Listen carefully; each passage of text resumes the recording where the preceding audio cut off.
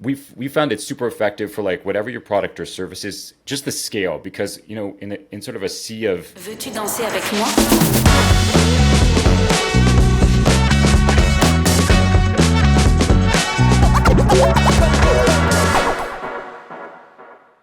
A lot of events have a showroom floor or a trade show area, and so this is where you get into the territory of booth videos.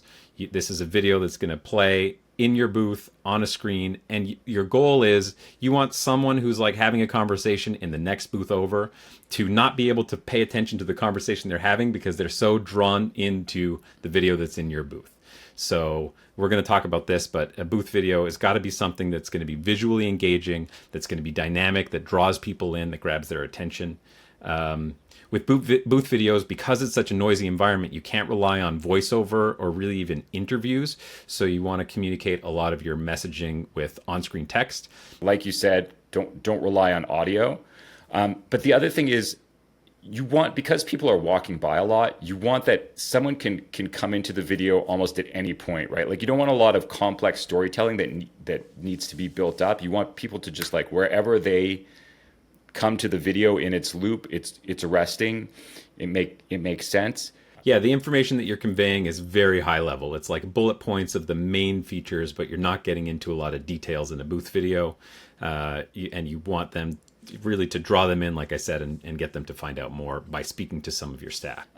We found it super effective for like whatever your product or service is, just the scale, because in sort of a sea of humanity that's walking by these things, even if you have your product in your booth, it can be hard to see, or like if people are crowding around. So like just having it big and zooming in and showing features on the screen can be super powerful. And for us, a lot of times in those scenarios, it can be really good, especially for products with like technical details. So where you want to maybe show how something works, your USP might not be something that's visible from the surface, an innovative mechanism, whatever. It's a great way to just like show it super, super simply, high level, how this works.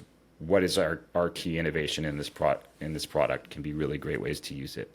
Yeah, one standout video for us last year in terms of a booth video was for a company called AJW, which does like aviation maintenance. So we had someone, pull the cord and inflate this giant ramp as the FPV drone is kind of flying through it. Cool. Getting a lot of really dynamic shots like that. We were really just showing brief snippets of all these different services that they offer with a heading over the top without going in too much about the features of any one of them. But those kind of dynamic shots really help to draw people in, and that's exactly the feedback they got. Like when you're talking about that. Sorry to kind of, but like when you're talking about that drone shot with the ramp, like to me that's the perfect example. You can have someone in the booth trying to explain why the ramp is innovative, and the person may or may not get it. When you see it, you get it, or at least get enough of it, and it's cool and it's arresting. But then, someone who's an actual buyer probably has follow-up questions about specifics of how it works that they're going to want to ask the booth person. So to me, that's like the best example.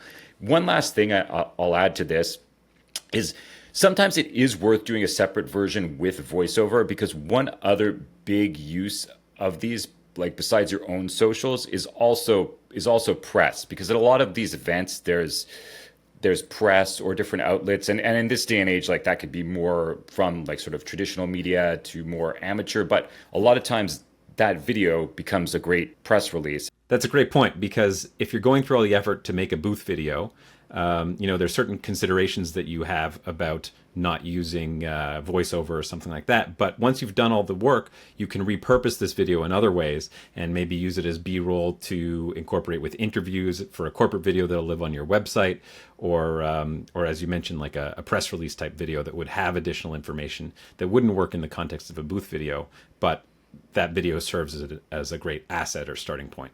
From a 3D animation point of view, we can actually repurpose different assets from the hero video, like actually re-render them in different ways. So like one thing that we get asked for a lot afterwards is to do like hero still shots for like print web brochures, where sometimes we'll like adjust the camera angle a bit and give a bunch of stills for the marketing department to use, that's like made off the back of that hero video, or like quick 360 spins for social that are just like 7-second clips. So there's a lot of like added value you can pull out of that that hero asset.